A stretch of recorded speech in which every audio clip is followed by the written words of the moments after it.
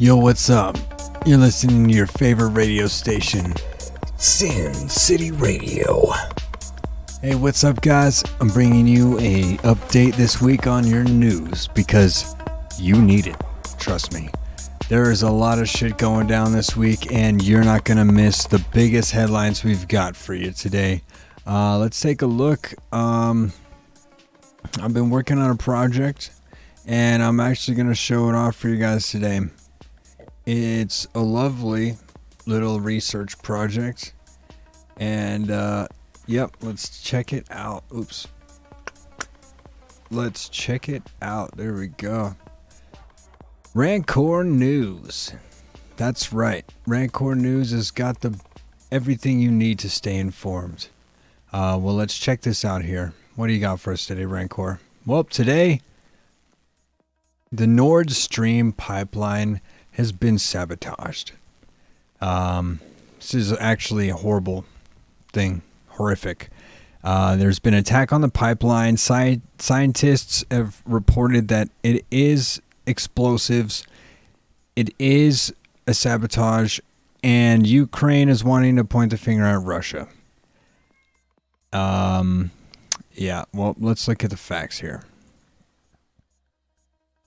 There was a tweet from this guy, Radek Sikorski, the former Polish defense minister. Okay, what the You mother...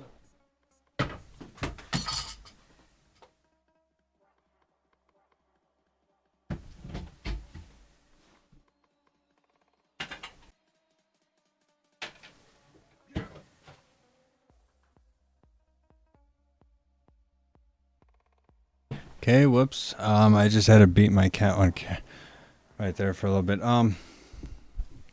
Anyways, former Polish defense minister, former Polish defense minister Radek Sikorski attributed to the United States the sabotage of the two pipelines. So he is saying that America did it. While on the other hand, Stanislaw Zor, man, these are some messed up names. He is saying that they have started their propaganda campaign against Poland, the U.S., and Ukraine, accusing the West of aggression against the pipelines. So here he, on the other side, is denouncing his claim, calling it propaganda, on and on. Well, a tweet from ABC is recalling Biden's speech back in February, where he says, if Russia invades, then there will no longer be a Nord Stream 2. We will bring an end to it. And he's saying, well, how exactly will you do that? And he says, I promise you, we will do that. And that's exactly what we're seeing here is, well, from this perspective, an end to the Nord Stream 2. CIA warns Germany about the sabotage just weeks before. It's in the magazine Der Spiegel, whatever. Yeah, the CIA warned them way at the beginning of the summer, so weeks and weeks before. Here is September, a couple weeks in the fall, and here we got on September 16th, Putin was asking the EU to end the sanctions on the Nord Stream 2. Putin said, the bottom line is, if you have an urge, if it's so hard for you, just lift the sanctions on Nord Stream 2, which is 55 billion cubic meters of gas per year. Just push the button and everything will get going. The attack occurs the day before the Baltic pipeline is opened by Norway and Poland. So the sabotage comes the day before it's opened. The pipeline connects Denmark to Poland, and then Norway allows Poland to consume Norway's natural gas. So this is all coming together, as we see. Well, EU's declaring sabotage. Of course, we've seen that. But former FBI director, former CIA director, I have this written wrong, but John Brennan told CIA Wednesday that he believes the leaks were he believes that the sabotage was most likely by Russia. Yeah, well, John Brennan of CIA, I'm sure you would say that. Well, the Kremlin spokesperson Dmitry Peskov said that would be a quite predictable and also predictably stupid move. And That's what a lot of people are saying, including Tucker Carlson. We're seeing a lot of damage done. How much damage exactly? Well, millions of fucking cubic meters of natural gas are pouring into the sea. You can see in the picture up here just how bad it's really bad. That's like a mile wide. Evacuate anywhere within 5 miles. I've read that. The natural gases comprise 90% of methane, and that's a key driver in global warming. So, yeah, this is pretty much the apocalypse of anything that's ever happened. And how is the media going to be quick to blame Putin? Well, the Canadian ambassador to the UN claimed it was Vladimir. Tucker Carlson says that it would be a suicidal moron to blow up his own energy pipeline, especially the one just a couple of weeks before he was trying to get them to, once again fund. Victoria Newlands is also suggesting that, so anyways, the spokesperson for the White House, press secretary, is saying, Putin weaponized the energy, alternative gas. In total, we've given Ukraine $67 billion. The explosion that went off was equivalent to hundreds of pounds of TNT. Said that there was recorded 2 powerful undersea explosions and then 3 separate leaks. Early summer, they warned of the attacks. There was a sudden drop in pressure on Monday. Here's something interesting.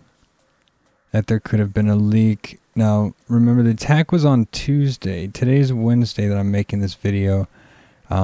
Tuesday, it was announced that there was the leak. Monday is before. And so it said on Tuesday it warned of 2 leaks. Yeah, that was after the explosion. But the interesting part is how there was something on Monday. See over a pressure leak overnight on Monday. Oh, I guess they're okay, maybe it's the same thing. Maybe it's just saying like Tuesday morning. Anyways, the U.S. Embassy is suggesting everybody leave immediately. U.S. citizens in Russia have been arrested. Those that were protesting, some were U.S. citizens protesting. They've been arrested. And they're going to be forced probably to fight in war, conscripted by the Russian military, Russian government. Russia may refuse to acknowledge dual nationals' U.S. citizenship, deny their access to U.S. consular assistance, conscript dual nationals for military service. So, got a lot of crazy shit going on over there. According to these climate economists and climate scientists, pretty bad. I mean, saying this gas leak about $200 million. It's equivalent to 8 months worth of emissions produced in Denmark in a year.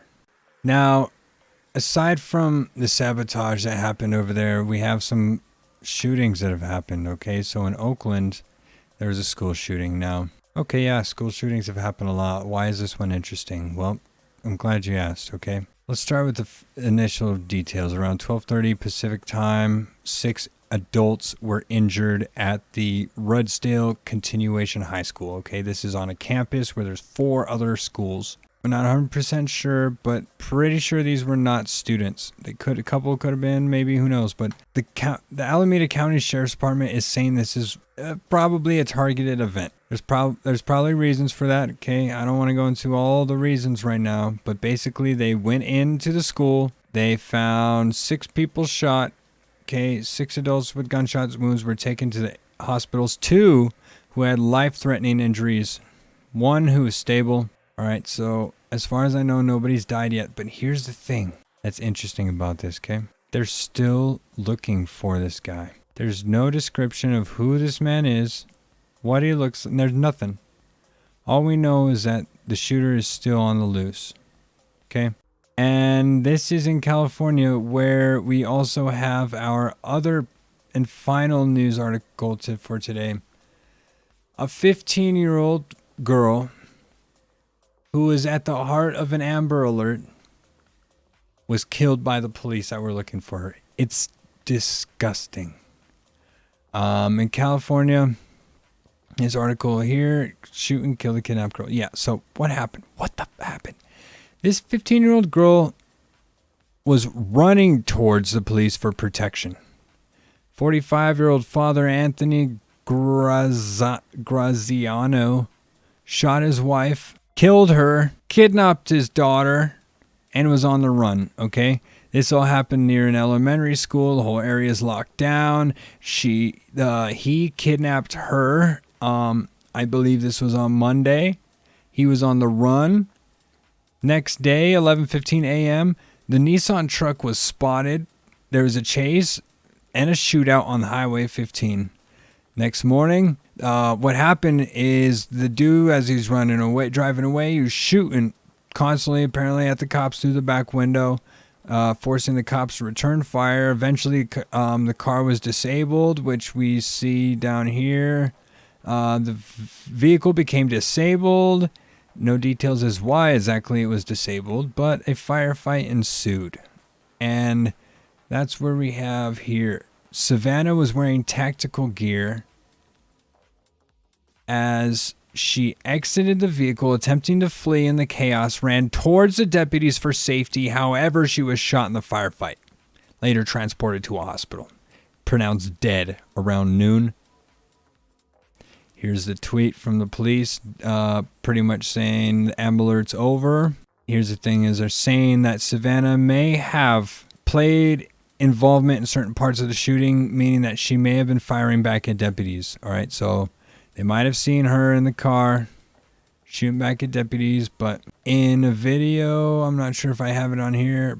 I think it's on this Washington Post, but you know, there's an old lady that they're interviewing saying the father was probably forcing her to shoot back. And, you know, thinking about it, yeah, it's probably right. But either way, she probably was shooting. She didn't end up killing any of the officers. I seen in the report one officer was injured by shrapnel, but he's in stable condition. So she did shoot back, did not shoot any of the cops. The cops shot at her. She was wearing tactical gear. She's dead. So that's the news for today, folks.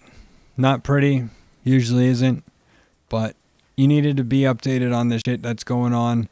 And I wanted to show you my new webpage too. So, Scurvy Dog, shout out to you. Thanks for checking out all my new videos. Everyone else, see you next time.